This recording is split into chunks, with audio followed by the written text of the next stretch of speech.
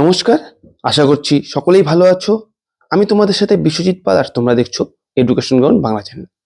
তো প্রতিদিনের মতনই আজকে তোমাদের সাথে আবারও একটি কারেন্ট অ্যাফেয়ার্সের ভিডিও নিয়ে এসেছি। 17 জানুয়ারি 2024-এর কিছু টপিক নিয়ে তোমাদের সাথে আলোচনা করব। তো সেখানে একদিন আগে পরে টপিক থাকবে, তো সেটা তোমরা মিলিয়ে নেবে, ঠিক আছে? তো অবশ্যই যারা চ্যানেলে নতুন আছো তোমাদের কাছে রিকোয়েস্ট, তোমরা চ্যানেলটিকে সাবস্ক্রাইব করে দেবে এবং পাশে দেওয়া বেল আইকনে গিয়ে অল নোটিফিকেশনে ক্লিক করে দেবে, যাতে পরবর্তী সকল ভিডিও নোটিফিকেশন, সমস্ত যেসব ভিডিও আমার এই চ্যানেলে আপলোড হয়, তো সেগুলো নোটিফিকেশন তোমরা যাতে সবার আগে পেয়ে যাও, ঠিক আছে? তা অবশ্যই তোমাদের বন্ধুদের সাথেও ভিডিওটিকে দেখার পরে শেয়ার করে দেবে। অবশ্যই তোমরা আগে দেখো ভিডিওটিকে, তারপর তোমাদের বন্ধুদের সাথে শেয়ার করে দেবে এবং অবশ্যই একটা লাইক করতে ভুলবে না।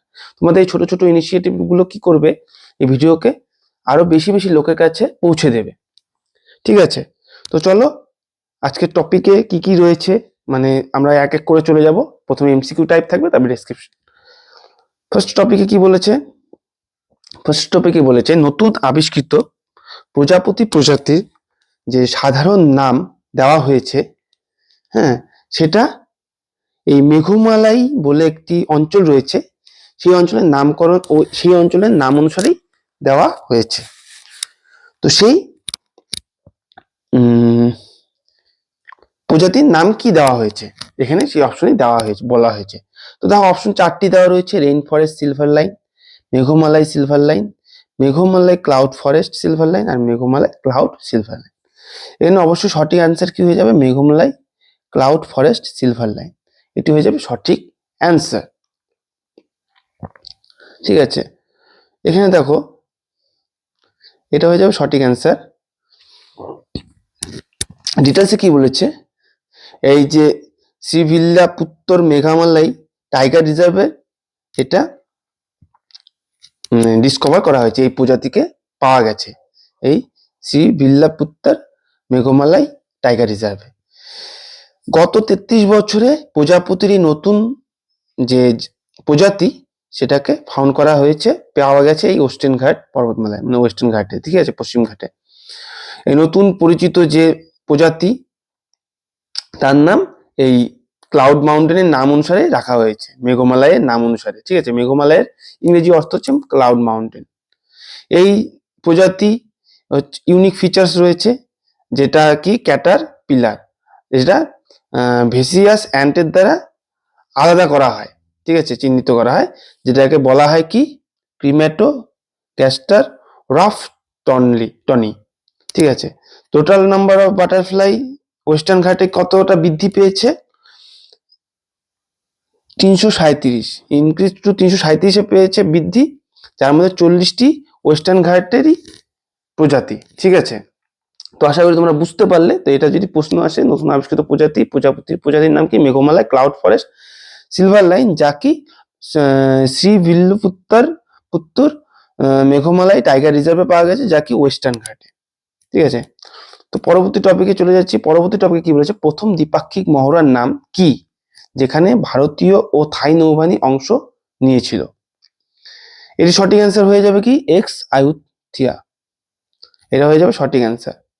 ডিটেলসে আমরা চলে যাচ্ছি, আরেকবার রাউন্ড করে দিচ্ছি, ঠিক আছে? এক্স আয়ুথিয়া। ভারতীয় নেভি বা যে নাভাল রয়েছে এবং রয়্যাল থাই নেভি, তারা একসাথে এই যুক্ত মহড়া করছে এক্স আয়ুথিয়া, ঠিক আছে? symbolize the significance of two of the oldest cities, দুটি ওল্ডেস্ট সিটিস মধ্যে কারা? অযোধ্যা, যে ভারতের অযোধ্যা, এবং থাইল্যান্ডের আয়ুথিয়া, এই দুই পুরনো শহরের মধ্যে সিম্বলাইজ করে, মানে চিহ্নিত করে এই মহড়া হচ্ছে। এই এক্সারসাইজ কি হবে? 20 থেকে 23 ডিসেম্বর পর্যন্ত হয়েছিল আর কি, কন্ডাক্ট করা হয়েছিল এই দুই দেশের নেভিদের মধ্যে। ভারতীয় নেভি যে শিপ এখানে পার্টিসিপেট করেছিল এই মহড়াতে, সেটা হচ্ছে কুলিশ এবং ইন এলসিইউ 56 পার্টিসিপেটেড 56 জন আর কি এলসিইউ এখানে পার্টিসিপেট করেছিল ইন দিস এক্সারসাইজ, এবং থাই মেজেস্টিস শিপ এখানে পার্টিসিপেট করেছিল, যেখানে রয়্যাল থাই নেভি যেটাকে রিপ্রেজেন্ট করেছিল এই এক্সারসাইজ। 36তম এডিশন এটা ভারত এবং থাইল্যান্ডের সংযুক্তভাবে এই এক্সারসাইজটি, আর also conducted along with the maiden bilateral exercise, দ্বিপাক্ষিক একটি এক্সারসাইজ, ঠিক আছে, একসাথে করা 36তম এডিশন এটা। তো বোঝা গেল। পরবর্তী টপিকে বলেছে কি, দিউ, দমন দিউ আমরা বলি, সেখানে দিউতে অনুষ্ঠিত প্রথম বিচ গেমস, সেখানে কোন ভারতীয় রাজ্য সামগ্রিক চ্যাম্পিয়ন হিসেবে আবির্ভূত হয়েছিল? এখানে অপশন দেওয়া হচ্ছে গোয়া, মহারাষ্ট্র, মধ্যপ্রদেশ নাকি গুজরাট। এর সঠিক অ্যান্সার হয়ে যাবে কি মধ্যপ্রদেশ। মধ্যপ্রদেশ হচ্ছে প্রথম যে দিউতে অনুষ্ঠিত যে বিচ গেম, সেখানে ভারতীয় রাজ্যের হিসাবে চ্যাম্পিয়ন হয়ে আবির্ভূত হয়ে এসেছে।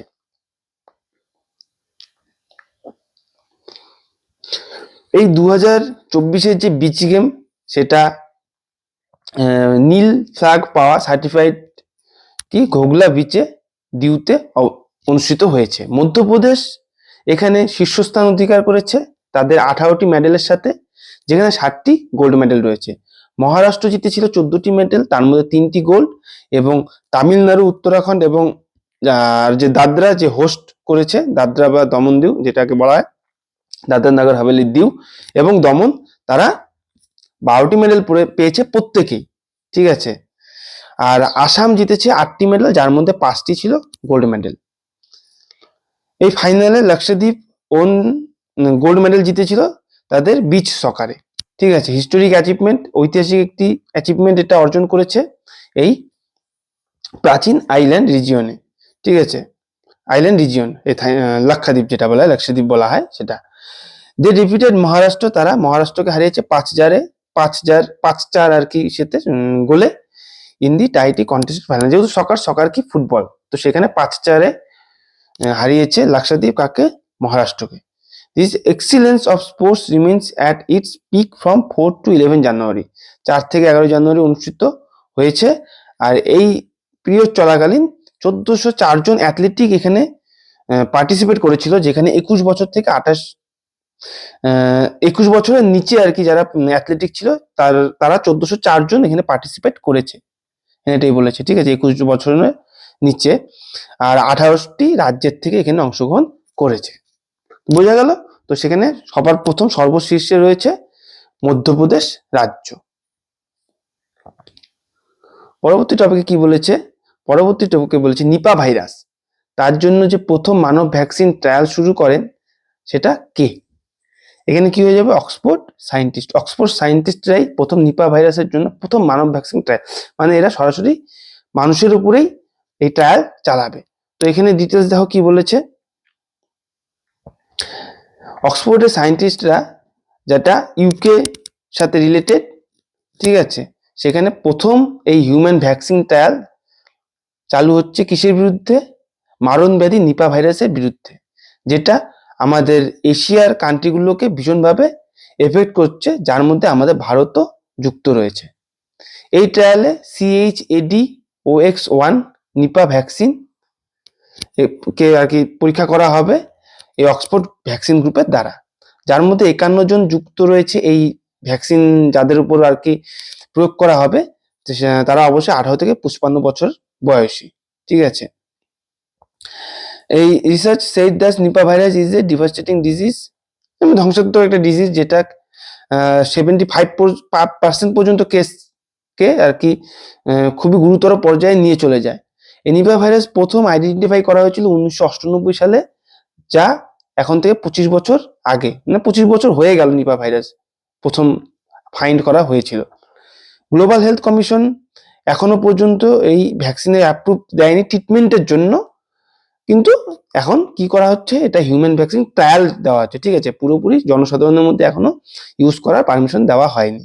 এই রিসার্চ বলছে যে এই ভ্যাকসিনের ইউজ এই প্ল্যাটফর্মের দ্বারা সেম ভাইরাল ভেক্টর ভ্যাকসিন, যেটা আমাদের কোভিড-19 ভ্যাকসিনও অ্যাস্ট্রাজেনেকা করেছিল, সেই প্ল্যাটফর্মের দ্বারাই করা হচ্ছে, ঠিক আছে। এখানে এটাই বলেছে। তো এটা মনে রাখবে, অক্সফোর্ড সায়েন্টিস্টের দ্বারা এই নিপা ভাইরাসের প্রথম মানব ভ্যাকসিন ট্রায়াল শুরু করা হয়েছে। আমরা পরবর্তী টপিকে চলে যাচ্ছি। পরবর্তী টপিকে কি বলেছে? 2024 সালে জাতীয় স্টার্টআপ দিবস কবে পালিত হবে? এটা অবশ্যই 16ই জানুয়ারি, ঠিক আছে। তাহলে আমাদের বিস্তারিত আলোচনায় কি রয়েছে? বিস্তারিত আলোচনায় রয়েছে 2022 সালে প্রধানমন্ত্রী নরেন্দ্র মোদী ঘোষণা করেছিল এই 16ই জানুয়ারি দিনটিকে ন্যাশনাল স্টার্ট আপ ডে হিসাবে, হ্যাঁ, প্রথম national start up day celebrate করা হয়েছিল 2026 সালে, যেটা 2016 সালে লঞ্চ হয়েছিল। মানে স্টার্ট আপ ডে হিসাবে উদযাপন করা শুরু হয়েছিল 2022 সাল থেকে, কিন্তু এটা প্রথমেই আর কি এটা হচ্ছিল এই প্রোগ্রামটা, ইনিশিয়েটিভটা, ঠিক আছে। 2016 সাল থেকে প্রথম লঞ্চ করা হয়েছিল। The start up India initiative has seen tremendous growth, মানে খুব ভালো একটি গ্রোথ হয়েছে, যার নাম্বার স্টার্ট আপ ইনক্রিজ করেছে 340-এর উপরে in the year of its launch to over 1,15,000 in 2023। মানে 340টার থেকে 2023-এ এখন পর্যন্ত 1,15,000 উপরে স্টার্ট আপ চলে গেছে। এই ডাটা অনুযায়ী ইনভেস্ট ইন্ডিয়া যে ওয়েবসাইট রয়েছে সেখানে ইন্ডিয়ার রেকর্ড মোর দ্যান কত 112,718 DPILT, যা রেকগনাইজ স্টার্ট আপস, যা 763টি ডিস্ট্রিক্ট অক্টোবরের 2023-এর অক্টোবরেই ক্রস করে গেছে, এটাই বলেছে, ঠিক আছে। তো এটা মনে রাখবে যে স্টার্ট আপ দিবস কবে পালিত হয়, এটা মেন কিন্তু 16ই জানুয়ারি, এইটুকুটা বিশাল এখান থেকে আসতে পারে টপিক। প্রশ্ন, পরবর্তী টপিকে কি বলেছে দেখো, প্রশ্নে নীতি আয়োগ রিপোর্ট অনুসারে 2012-13 থেকে 2022-23 পর্যন্ত ভারতে কতজন মানুষ বহুমাত্রিক দারিদ্রতা থেকে রক্ষা পেয়েছে? 24.82 crore, এটা অ্যান্সার হয়ে যাবে, ঠিক আছে। সঠিক অ্যান্সার হয়ে যাবে 24.82 crore। উত্তরপ্রদেশ, বিহার, মধ্যপ্রদেশ এই লার্জেস্ট ডিক্লাইনের দিকে রেজিস্টার করেছে। নীতি আয়োগ অনুযায়ী এই আলোচনা পেপারে হয়েছে multi dimensional poverty in India, যে ভারতের যে চতুর্দিক দিয়ে যে পভার্টির যে পার্সেন্টেজ সেটা কমে দাঁড়িয়েছে, যা 2013-14-তে 29.17% ছিল, সেটা গিয়ে দাঁড়িয়েছে 2022-23-এ 11.28%, ঠিক আছে। যেটার সংখ্যা হচ্ছে 24.82 crore। 2.75 crore people came out the multi dimensional poverty every year, প্রতি বছর 2.75 crore লোক সেই পভার্টি লেভেল থেকে বেরিয়ে আসছে, নীতি আয়োগের তথ্য অনুযায়ী এটাই বলা হচ্ছে, ঠিক আছে। তো এটা চতুর্দিক দিয়ে বিচার করা হয়, সেখানকার চলন বলন, তারপরে স্কুল শিক্ষা, খাবার, সব দিক দিয়ে বিচার করে এই তথ্য পেশ করা হয়, ঠিক আছে। তো চলো পরবর্তী টপিকে কি বলেছে। পরবর্তী টপিকে বলেছে সম্প্রতি তাইওয়ানের রাষ্ট্রপতি পদে কে আসীন হলেন বা কে গ্রহণ করেছেন রাষ্ট্রপতি পদ। এখানে অপশন বি অপশন হয়ে যাবে সঠিক অ্যান্সার, উইলিয়াম লাই। উইলিয়াম লাই হয়ে যাবে সঠিক অ্যান্সার। উইলিয়াম লাই, যাকে লাইচিংতে বা লাইচিংতে বলেও জানা যায়। লাইচিংতে রুলিং কি ডেমোক্রেটিক প্রোগ্রেসিভ পার্টি ডিপিপি থেকে দাঁড়িয়েছে এবং he was serving as the vice president of Taiwan. তিনি এর পূর্বে ভাইস প্রেসিডেন্ট হিসেবেও, তাইওয়ানের ভাইস প্রেসিডেন্ট হিসেবেও আসীন ছিলেন। He competed against 2 other candidate, যাদের নাম কি Hou Yuih from the conservative Kuomintang KMT party এবং ফর্মার তাইপেই মেয়র ছিলেন যিনি, সে হচ্ছে কো ওয়েন জে, যিনি তাইওয়ান পিপলস পার্টির থেকে দাঁড়িয়েছেন। তাদের বিরুদ্ধে দাঁড়িয়ে তিনি এবছর এই তাইওয়ানের রাষ্ট্রপতি পদে আসীন হলেন, তাদের সাথে পলিটিক্যালি ইলেক্ট হয়েছেন তাদের বিরুদ্ধে। William Lai was first elected as lawmaker. তিনি প্রথম 1998 সালে সেখানকার ল মেকার হিসাবে ইলেক্ট হয়েছিলেন, মানে সেখানে বাছাই হয়েছিল, তাকে বাছা হয়েছিল 1998 সালে তাকে ল মেকার হিসাবে, ঠিক আছে। আর তিনি 2010 সালে সেখানকার তাইওয়ানের মেয়রও ছিলেন, তাই এটা মনে রাখবে। পরবর্তী প্রশ্নে কি বলেছে, ভারতের প্রথম ডার্ক স্কাই পার্ক যেখানে স্থাপিত হয়েছে সেই রিজার্ভের নির্দিষ্ট নাম কি? এটা সঠিক অ্যান্সার হয়ে যাবে সি অপশন, পঞ্চ টাইগার রিজার্ভ, ঠিক আছে। এখানে দেখো গির ন্যাশনাল পার্ক, এটা অবশ্যই গির, তোমরা মনে রাখবে গুজরাট, জিজি দিয়ে মনে রাখবে। কাজিরাঙ্গা টাইগার রিজার্ভ, এটা হয়ে যাবে কি আসাম। আর সুন্দর বনস ন্যাশনাল পার্ক, এটা হয়ে যাবে আমাদের ওয়েস্ট বেঙ্গল। ঠিক আছে। আর পাঞ্চ টাইগার রিজার্ভ, যা ভারতের প্রথম ডার্ক স্কাই পার্ক, এটা মহারাষ্ট্রে অবস্থিত। তো এখানে দেখো আমরা ডিটেলসে চলে যাচ্ছি। ডিটেলসে কি বলেছে, পঞ্চ টাইগার রিজার্ভ মহারাষ্ট্র, যেটা ভারতের প্রথম ডার্ক স্কাই পার্ক। ঠিক আছে, এটা এবং fifth search park in Asia, এবং এশিয়ার মধ্যে পঞ্চম এই ধরনের পার্ক যা স্থাপিত হয়েছে। এটার ডিজাইন, এটাকে ডেজিগনেটেড করা হয়েছে কি হিসাবে, ডার্ক স্কাই পার্ক হিসাবে, টু প্রোটেক্ট কি নাইট স্কাইকে, রাতের আকাশকে এই বিভিন্ন লাইট পলিউশন থেকে এবং বিভিন্ন রকম আইডিয়াল অ্যাস্ট্রোনমিকে আরো ভালোভাবে বুস্ট করার জন্যই এই টাইগার রিজার্ভকে স্থাপিত করা হয়েছে, মানে রাতের আকাশকে আরো ভালোভাবে দূষণমুক্ত করার জন্য। ঠিক আছে। এখন কি হয়, আমরা রাতের আকাশকে কিন্তু অনুভব করতে পারি না। বিভিন্ন জায়গায় কি হয়, কৃত্রিম আলো, কৃত্রিম আর্টিফিশিয়াল লাইটস, সেগুলো আমাদের চোখকে অনেক ঝাপসা করে দিচ্ছে এবং আকাশকেও আমাদের অনেক দূরে নিয়ে চলে যাচ্ছে। ঠিক আছে। আগে যখন আমরা লাইট থেকে কম থাকতাম, কি হতো, রাতের আকাশে আমরা আকাশকে উপভোগ করতে পারতাম, আকাশের তারা, নক্ষত্র, গ্রহ, এদেরকে উপভোগ করতে পারতাম। দূর থেকে যে সব তারাগুলো দেখা যেত, আমরা সেগুলোকে উপভোগ করতাম। কিন্তু এখন সেগুলো আর অনেক আমরা ভুলেই গেছি এই উপভোগটাকে, যাতে সেখানকার প্রাণীরাও তাদের জীবনকে আরো সুন্দরভাবে চালাতে পারে। ঠিক আছে। তো সেই দিকে লক্ষ্য রেখে এই পেঞ্চ টাইগার রিজার্ভকে প্রথম ডার্ক স্কাই পার্ক হিসাবে ঘোষণা করা হয়েছে। পরবর্তী প্রশ্নে কি বলেছে, ইতিহাসের কোন বিভাগটি সৌর সংকলন প্রকল্পের কেন্দ্রবিন্দু হবে? এটা হবে কি মিলিটারি হিস্ট্রি। এনে কি বলেছে, এই প্রজেক্ট যে সৌর সংকলন, এই প্রজেক্টের অধীন ডিজিটাল আর্চিভ মিলিটারি হিস্ট্রি, যেটা 700 ঘন্টার ওপর এই অডিও ভিজুয়াল কন্টেস্ট হবে, যেখানে 11 লাখ পেজ 1948 সালের রেকর্ড অনুযায়ী জম্মু এবং কাশ্মীরের যে দাঙ্গা বা কনফ্লিক্ট, সেগুলোকেও পেশ করা হয়েছে। এবং 1961 সালের যে গোয়া লিবারেশন এবং দি ইন্ডিয়া পাকিস্তান ওয়ার 1965 থেকে 71 সালে সেখানে তুলে ধরা হয়েছে। ঠিক আছে।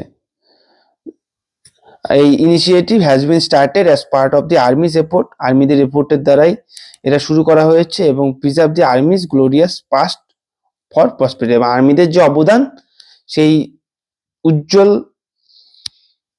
অবদানকে চিরদিন যাতে আমরা মনে রাখতে পারি, এবং তাদেরকে আর্মিদের যেন তারা তাদের এই দেশের প্রতি যে